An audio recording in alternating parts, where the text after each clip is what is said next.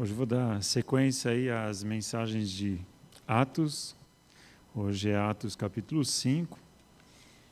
E é óbvio, né, que quando a gente pensa em Atos capítulo 5, a gente não pensa assim que Lucas, né, depois de terminar o capítulo 4, foi dormir e no outro dia ele acordou, puxa, agora vou escrever o capítulo 5. Colocou 5, continuação, né? A gente tem essa divisão por capítulos, né, para ser uma forma mais fácil da gente encontrar os textos, né, mas ele tem toda uma continuidade. E é meio estranho a gente pensar, né, que compartimentar Atos, né? Mas ele conta, ele narra a história do início da igreja. Ele narra os fatos, acontecimentos. E então a preocupação dele mesmo é a fidelidade nos registros. O que é fidelidade? Aquilo que realmente aconteceu. Então ele não se preocupa tanto assim em doutrinas, mas sim em relatar aquilo que aconteceu. E no início do capítulo 5 de Atos, a gente se assusta, porque algo muito inusitado acontece, realmente inusitado. Mas para a gente entender um pouquinho esse contexto do versículo 1 em diante, do capítulo 5, a gente tem que retomar um pouquinho antes o que estava acontecendo antes do capítulo 5, né? Na verdade, assim, vinha uma sequência, né, de muitas conversões, Pedro pregando, grandes sinais acontecendo, multidões vindo para Jesus. Acabaram de, na entrada do templo, curar um homem que ele era coxo desde nascença. Então, aquilo foi assim uma coisa exorbitante, né? Causou um mal-estar nos líderes religiosos da época, e aí prenderam Pedro e João, questionaram eles o que estava acontecendo, em nome de quem, com quem que deu a autoridade para vocês fazerem isso, tudo mais. Na sequência eles foram soltos, e quando eles foram soltos, a primeira coisa que eles foram fazer é procurar a igreja, procurar os irmãos, aqueles que apoiavam eles em oração, e juntos ali então oraram. E a oração que eles fizeram foi uma oração bem ousada, na verdade, assim, foi uma oração dizendo: Deus, continue fazendo aquilo que você está fazendo até agora, né, em outras palavras, né?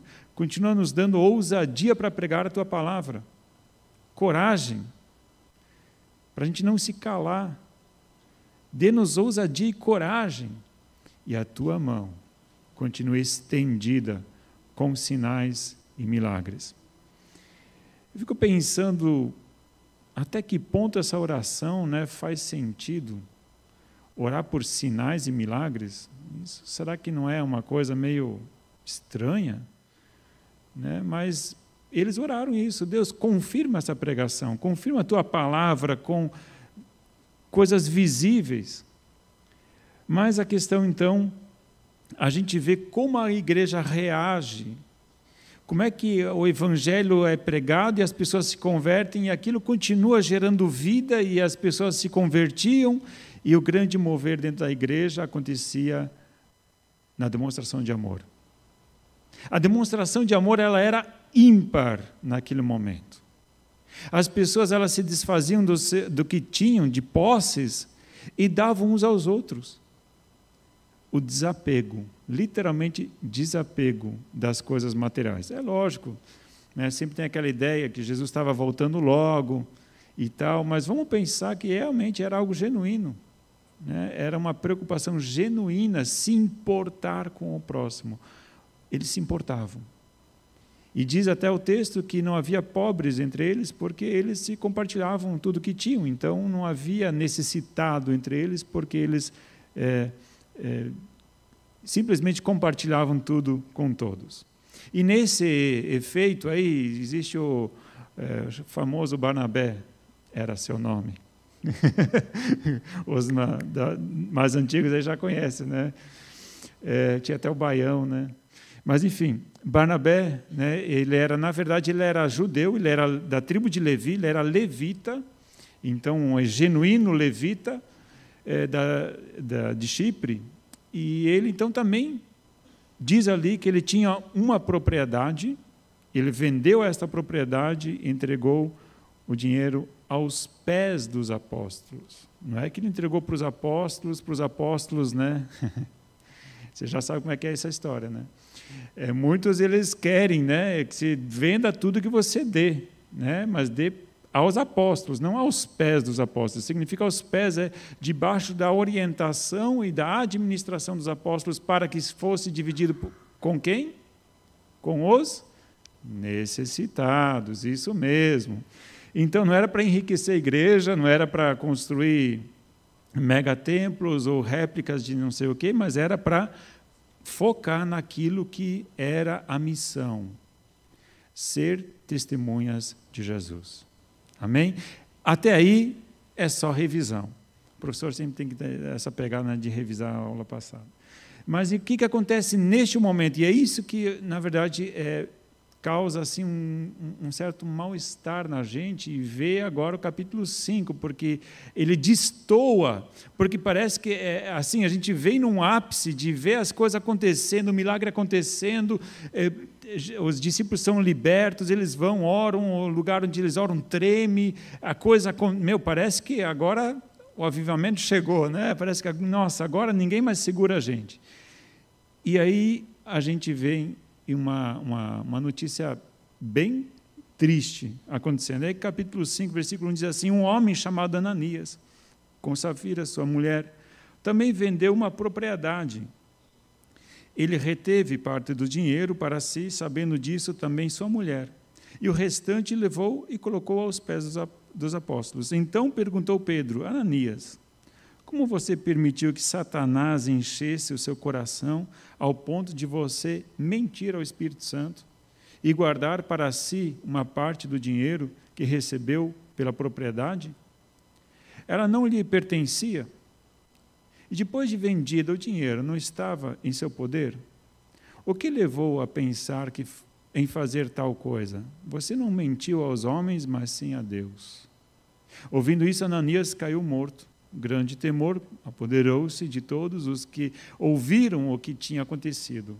Então os moços vieram, envolveram seu corpo, levaram-no para fora e o sepultaram. Uau! O que foi isso? Né? A gente vê Atos, vê o mover de Deus, vê as coisas acontecendo, pessoas se convertendo, grandes vitórias e tal. De repente, literalmente um balde de água fria, né, na igreja. Que situação complicada. E a gente fica se questionando e fica se perguntando, poxa, mas quem era Pedro para tecer um juízo destes? Né? Quem era Pedro? Ou quem Pedro achava que era, né, que tinha essa autoridade para falar desse jeito com Ananias e tudo mais? A gente fica com dó de Ananias, poxa, mas, né, tadinho dele, né? Poxa, deu uma parte até para a igreja, né? Que mal tinha isso, que mal tinha ficar com um pouco do dinheiro, né? Não era obrigado a dar tudo também.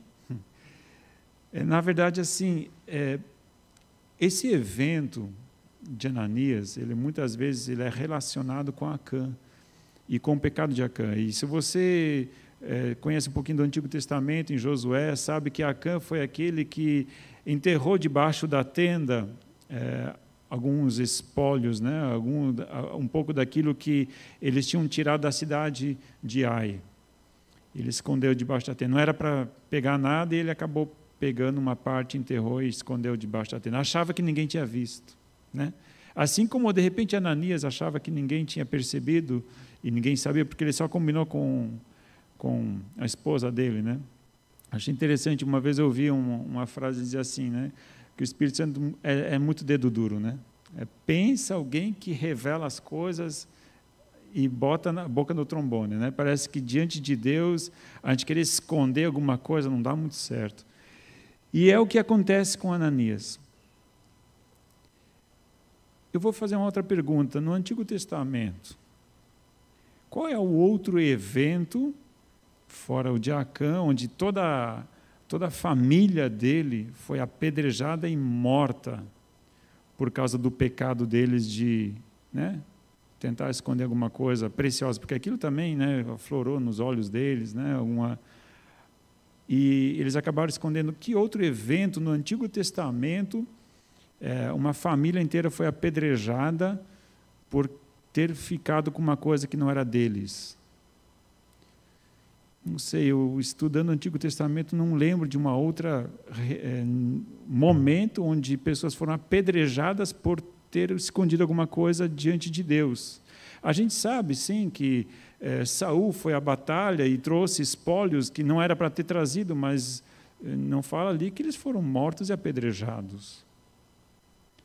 Eu vou fazer outra pergunta. E em Atos, vocês veem algum outro momento que, de repente, alguém ficou com um dinheiro que não era para ter ficado e foi apedrejado? Em Atos? Não, eu não lembro de nenhum registro. Me parece que Deus tem alguns momentos que Ele coloca algo e Ele quer frisar algo e Ele fala só uma vez. Que isso sirva de lição. Então, Ele é muito radical em algo para que sirva de lição. É interessante como esses dois eventos eles acontecem em momentos muito pontuais. Acã, no Antigo Testamento, na entrada da terra, eles estavam entrando na terra, estava começando um tempo novo para Israel, eles estavam conquistando a terra prometida, e estava uma empolgação, e a coisa estava indo, derrubar os muros de Jericó, foi uma batalha e uma vitória extraordinária, eles estavam entrando, e agora vida nova, uma realidade nova, e pá! Um balde de água fria. Muito semelhante, no Novo Testamento, a igreja começa aquele negócio, uma vida nova, agora Deus agindo através da igreja e tal, e as coisas vão acontecendo, e de repente... E o interessante é que o inimigo não é ninguém de fora, mas os dois são inimigos de dentro. Acã era israelita. Acã era israelita, mas todo o povo pagou um preço por causa do pecado do infeliz Acã e sua família. No Novo Testamento é um alerta. Eles estavam tão empolgados e achando, pá, agora a coisa vai. E, infelizmente, dentro acontece uma situação que eles não esperavam, porque eles estavam esperando ataque de fora. Os ataques de fora estavam vindo direto, né? Gente sendo presa, sendo mal falados, e aquela coisa toda, mas de dentro foi um balde de água fria. Pedro, naquele momento, ele teve a direção de Deus, porque é impossível alguém saber o que acontece nos secretos, nos recônditos, né? Dentro da casa das famílias, se não é Deus, né? Deus sonda o nosso interior. E o tema da ministração de hoje justamente é fazendo o certo com intenção certa. Não basta apenas nós fazermos o que é certo se nós não temos a intenção certa ao fazermos. E Deus é aquele que não olha apenas o que nós fazemos, mas Ele olha, inclusive, a intenção daquilo que nós fazemos. Com que intenção eu faço o que eu faço? Com que intenção eu quero impressionar quem? Eu quero impressionar Deus? Eu quero impressionar as pessoas? O que nos chama a atenção nesse evento é que, na verdade, eu peguei um comentário do Stott e eu achei ele muito feliz nas palavras que ele deu em relação a essa situação de Ananias e Safira. Ele falou o seguinte: o apóstolo não denunciou a falta de honestidade. Então, Pedro, né, quando repreende, ele não denunciou a falta de honestidade, trazer apenas uma parte do dinheiro da venda, mas a falta de integridade, trazer apenas uma parte fingindo que era todo o dinheiro. Esse que era o problema. O problema não é ter ficado com pouco, porque a gente fica compadecido, poxa, tinha que vender tudo e dar tudo para a igreja? Não, não tinha aqui. Ninguém era obrigado. Na verdade, a graça é essa. A graça, ninguém te obriga, você é voluntário. E se você está aqui porque alguém quer que você esteja, claro que quando a gente é filho, né, a gente tem que obedecer aos pais, e se você está aqui porque o teu pai e tua mãe te trouxe, então você está no lugar certo, porque você está sendo obediente. Mas agora os demais, né, que já são adultos e fazem as próprias escolhas, é livre aquilo que nós fazemos ao Senhor. Então não foi obrigado a fazer nada, mas uma vez você se comprometendo com algo, ninguém é obrigado a prometer, mas uma vez prometido é obrigado a cumprir o que prometeu. Aí ele diz assim, trazer parte, né, fingindo que era todo o dinheiro. Eles não eram avarentos, eram ladrões e, sobretudo, mentirosos. Queriam o crédito e o prestígio da generosidade sacrificial sem terem que arcar com as com inconveniências. Significa que eles queriam a fama de serem, né, boa gente, mas não queriam pagar o preço por isso. Assim, a fim de conquistar a reputação a qual não tinham direito, contaram uma mentira deslavada. A motivação do casal ao dar não era enviar aos pobres, mas sim inflamar o próprio ego. Na verdade, a motivação, então, não era porque eles queriam ajudar os pobres, porque aquilo tocou o coração deles. Puxa, alguém tem que fazer alguma coisa. Poxa, a gente tem recursos, vamos lá, vamos ajudar. Não. Poxa, olha só. O pessoal está sentando, né? O pessoal que está dando tudo aí, está ganhando crédito aí com os apóstolos, hein? O pessoal está pegando fama. A gente também tem um terreno, vamos, né? E de repente, até no início, eles se empolgaram, né? Vamos participar, vamos fazer isso também, tal. Foram lá, venderam, mas o problema é quando o dinheiro está na mão, né? Quem de vocês já não passou por essa situação de entregar o dinheiro na igreja, separa o dinheiro?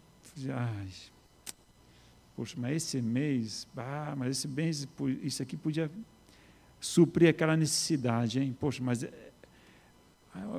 eu não sei, né? Fica difícil, né? Parece que na hora assim você até separa lá, mas poxa, podia ser menos, né? Se eu desse menos, não tem problema, não tem ninguém te cobrando também. Se você quer dar menos, dá menos. O único que está lá de olho é para o Senhor. Se você dá, é para o Senhor. Se você não dá, é para o Senhor. É para o Senhor. Né? Ainda li hoje o texto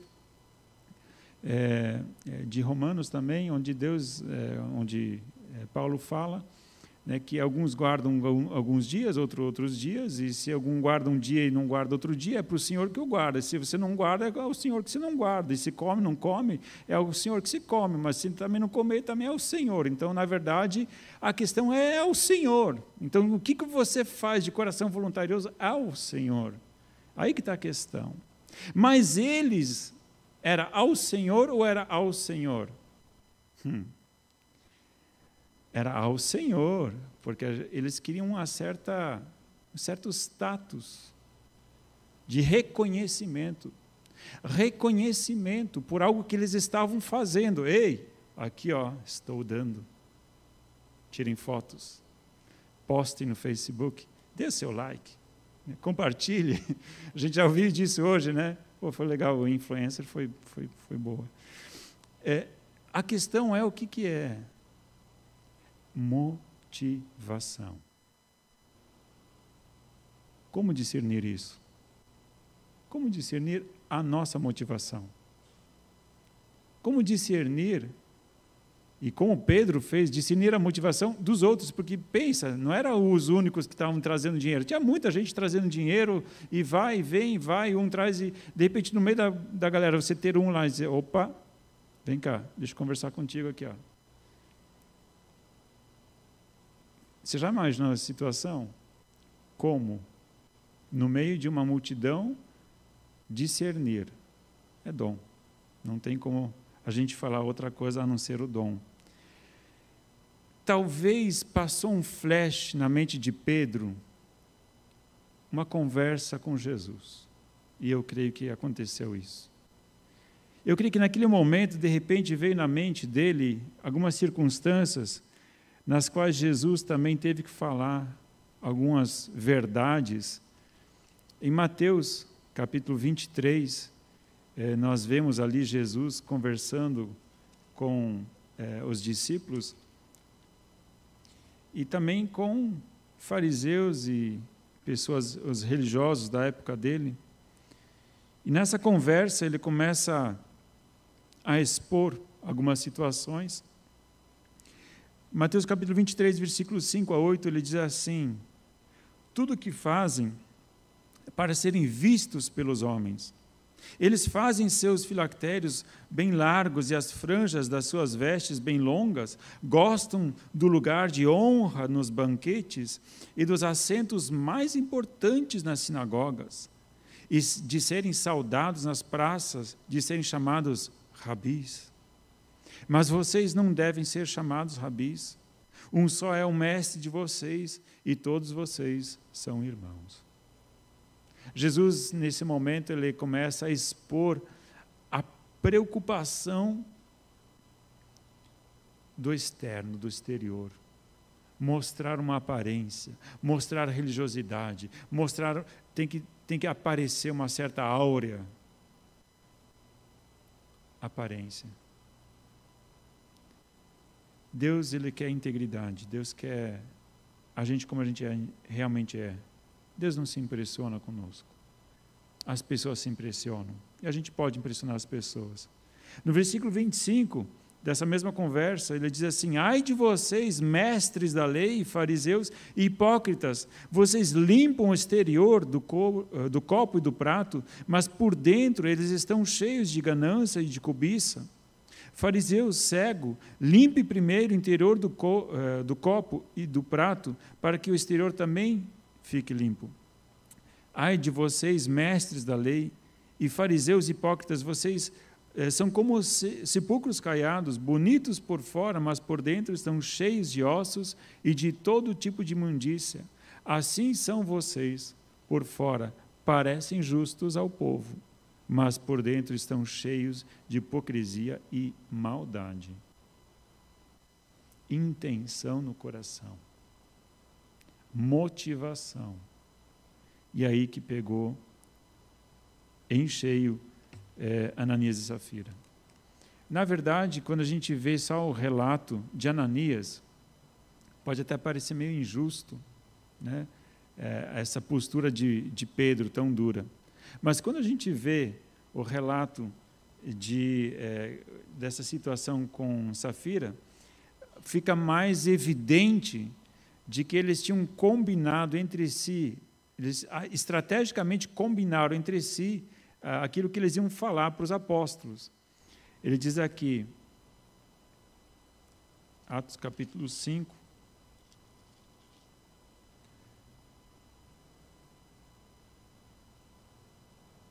versículo 7.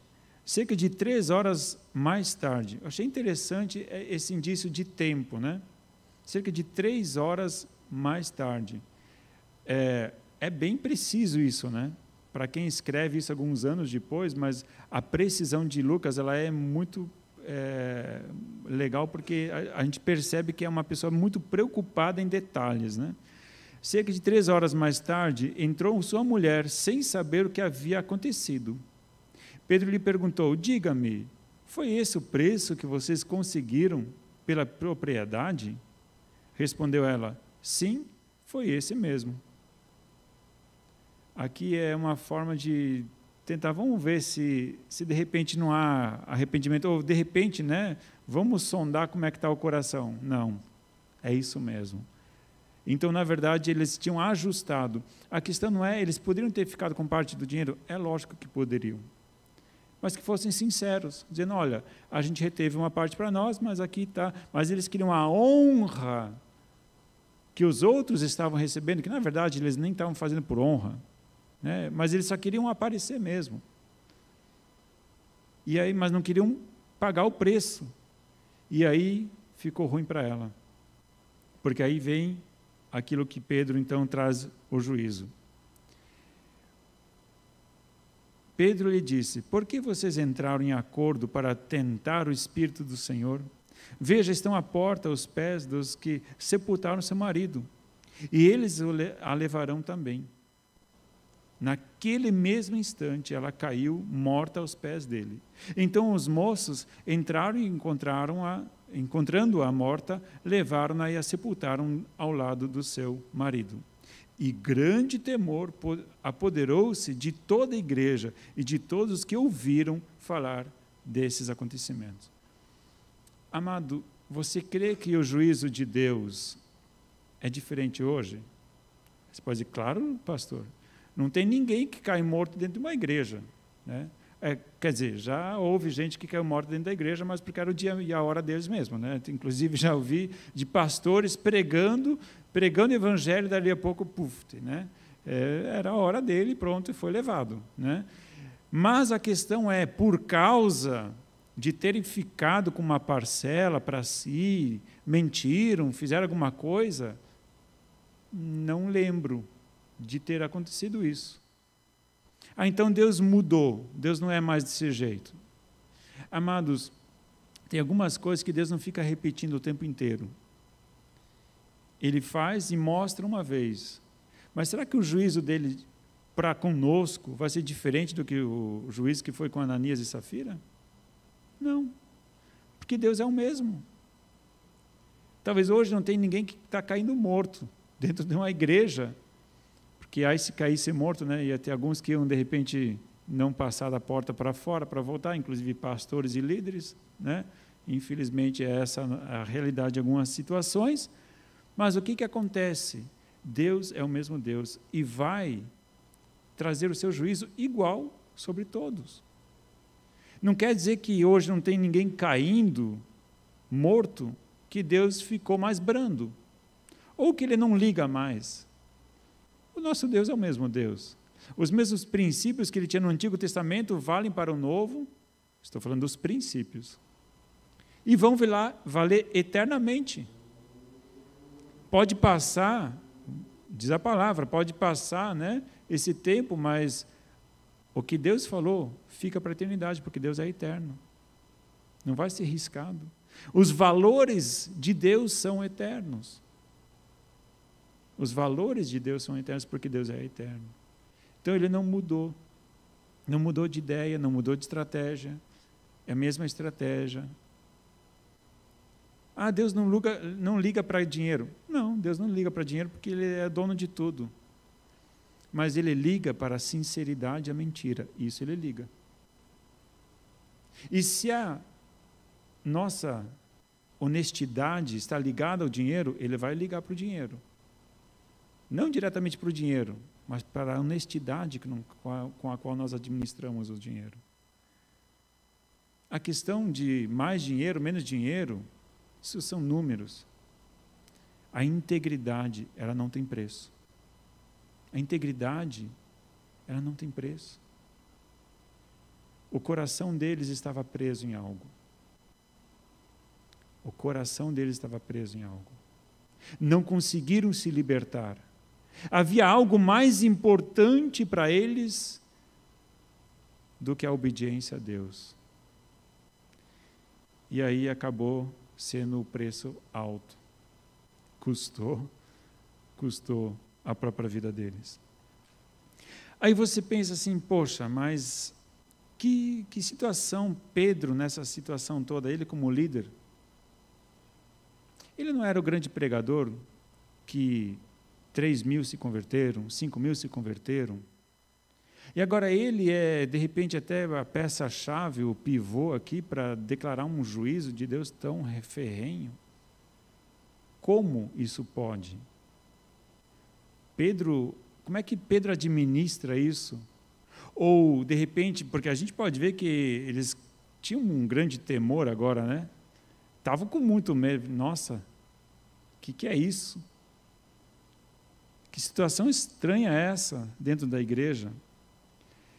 E a gente fica pensando a fama dos discípulos agora. Pensa a fama dos discípulos. E no relato que a gente vai ver agora em diante, a gente fica agora admirado pelo outro lado. Veja só o que diz aqui: os apóstolos realizavam muitos sinais e maravilhas entre o povo. Todos os que creram costumavam reunir-se no pórtico de Salomão. Dos demais, ninguém ousava juntar-se a eles, embora o povo os tivesse em alto conceito.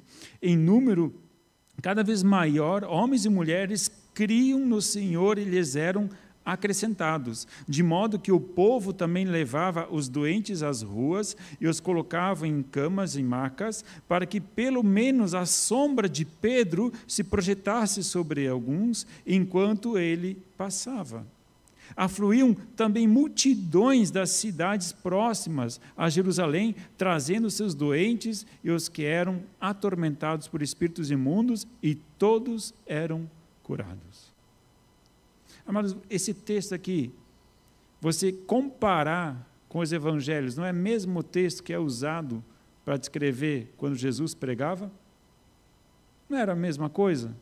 Onde Jesus ia, multidões de cidades circunvizinhas vinham trazendo os doentes, endemoniados, e eles chegavam e Jesus ordenava, doentes eram curados, pessoas opressas por demônios eram libertas, a coisa era extraordinária. As mesmas palavras que aconteciam com Jesus, agora acontecem com os discípulos. E aí você pensa assim, como é que os discípulos administravam isso? Como é que os discípulos transitavam tranquilos nesse ambiente? E quando a gente vai ler agora, e eu não vou ler todo essa parte próxima aqui, porque é um texto bastante extenso, mas pensando em tudo aquilo que estava acontecendo, e agora se a gente for verificar mais para o final do capítulo, porque os apóstolos, então, no meio desse mover todo, pessoas sendo curadas, multidões vindo para eles, claro que a inveja dos religiosos, agora aquilo acendeu o olho de novo, né? Já tinham mandado eles ficar quietos um momento, e agora eles não param de pregar, e não para de vir gente ouvir eles, e não para de pessoas serem curadas, e antes era um coxo, agora já são multidões de pessoas que estão vindo aqui no pórtico de Salomão, e enfim, a coisa está fora de controle, a gente precisa fazer alguma coisa. E aí prendem os dois de novo. Na verdade, agora não são só os dois, né? Pedro e os apóstolos são presos. Que situação. E no meio dessa situação toda, o que acontece? Algo novamente extraordinário. Incrivelmente, eles são presos, só que de noite eles recebem uma visita na prisão. Recebem uma visita não esperada. Diz aqui o texto: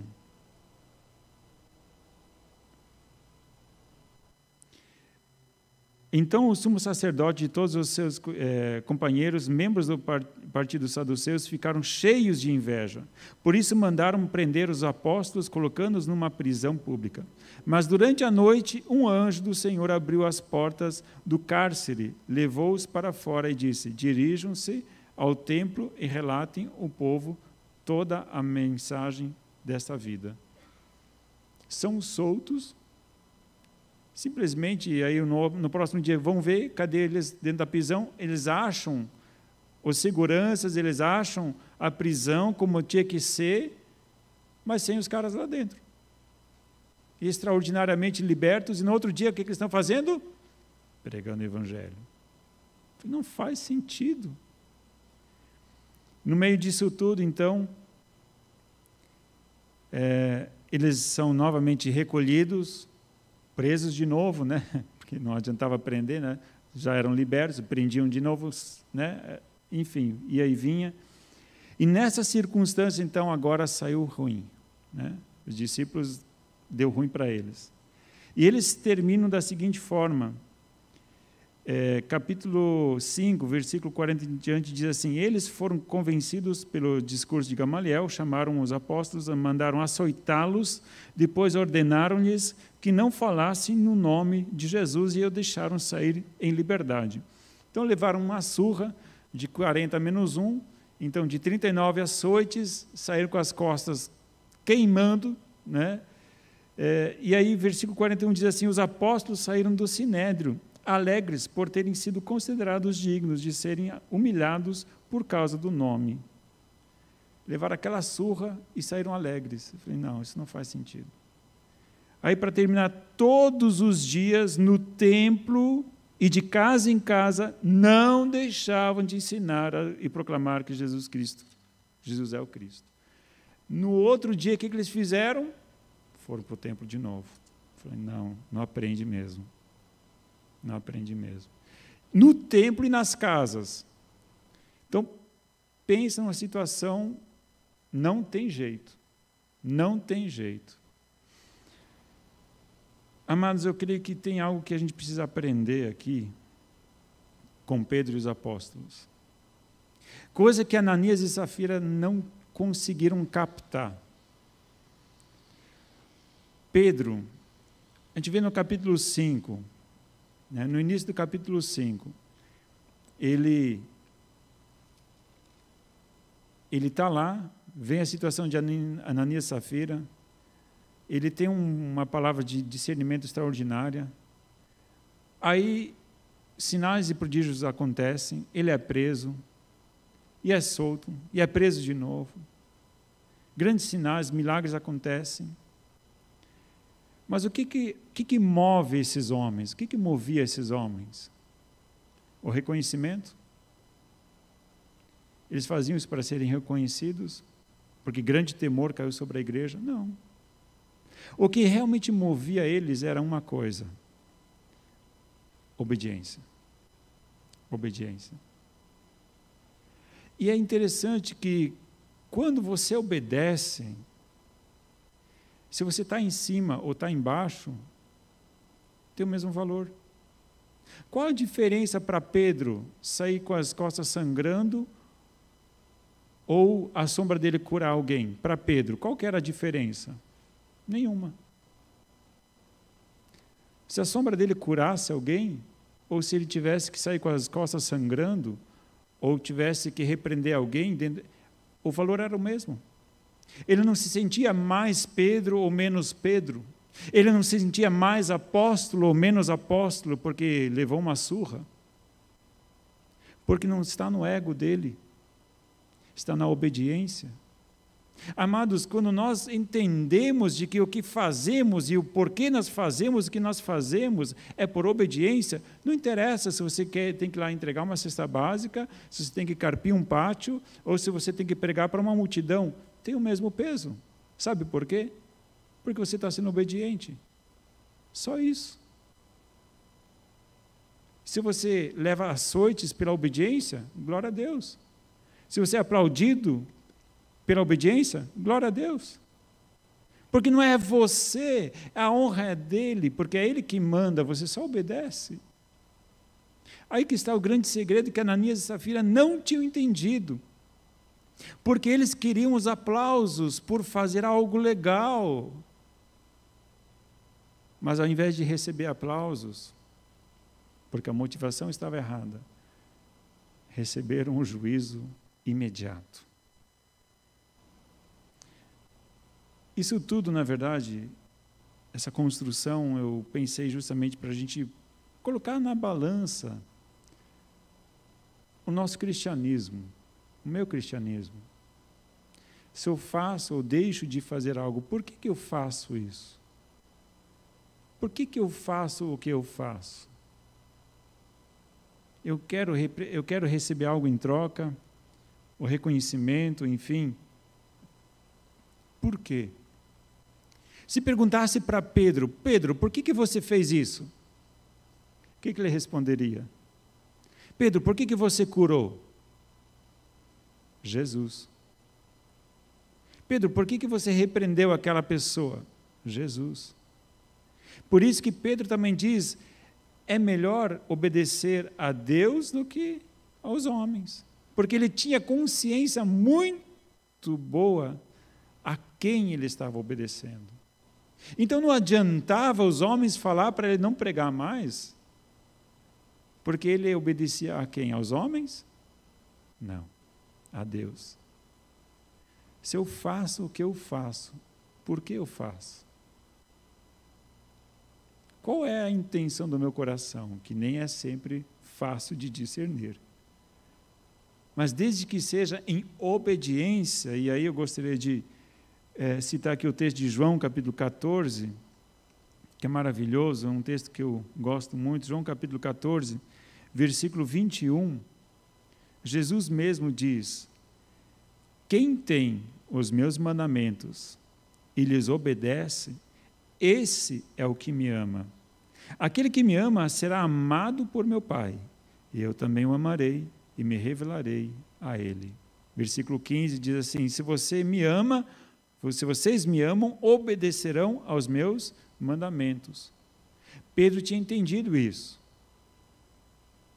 Pedro estava demonstrando que amava Jesus.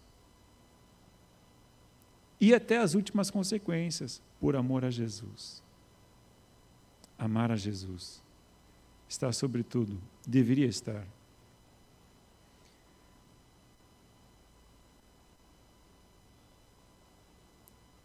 Para concluir, gostaria de ler ainda Mateus capítulo 10 e pensar por que Jesus fazia o que fazia.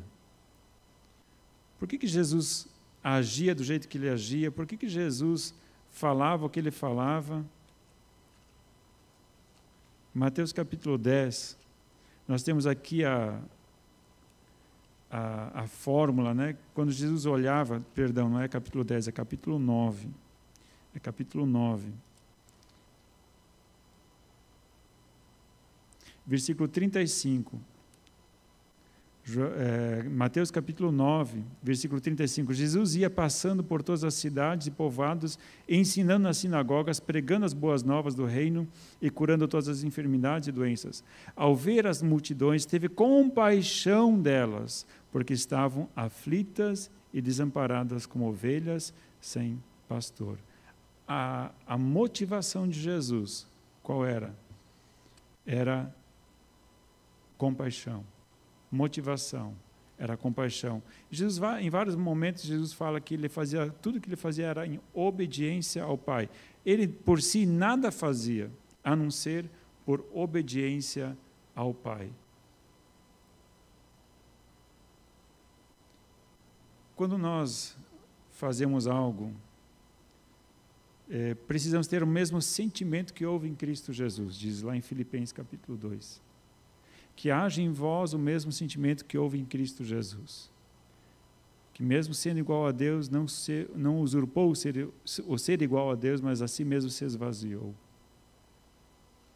Amados, não é fácil a gente testemunhar de Jesus. Na verdade, nós o fazemos, inconscientemente. E o mais legal é quando a gente testemunha de Jesus inconscientemente. Sabe por quê? Porque quando nós testemunhamos inconscientemente, é porque isso já está tão arraigado em nós, que isso já faz parte de nós. Então você vai fazer isso naturalmente.